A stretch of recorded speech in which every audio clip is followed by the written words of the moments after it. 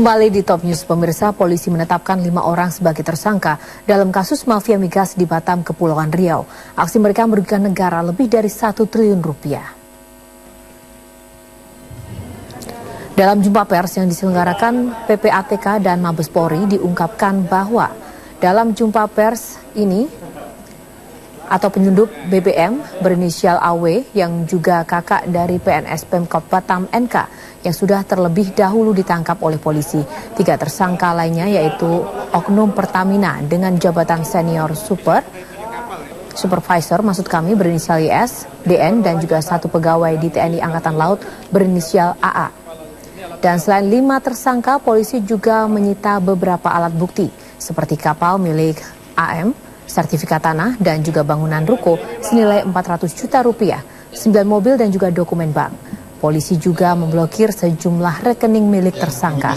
Akibat perbuatan melanggar hukum ini, tersangka dikenakan pasal berlapis tentang korupsi dan tindak pidana pencucian uang dengan sanksi kurungan di atas 11 tahun penjara.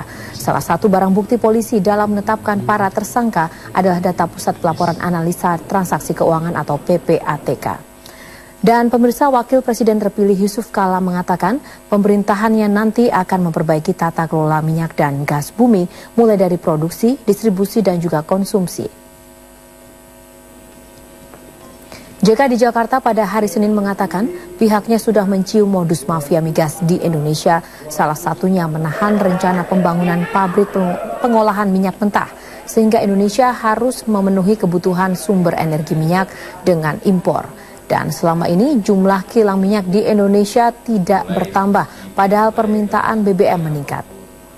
Selisih harga pasar dengan harga BBM bersubsidi juga tinggi, sehingga marak terjadi penyelundupan dan berbuntut kelangkaan BBM bersubsidi di sejumlah daerah di Indonesia.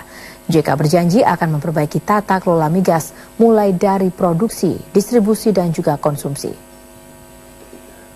Apa yang kita lakukan? Yang pertama tentu memperbaiki sistem sehingga keinginan untuk investasi eksplorasi itu lebih baik.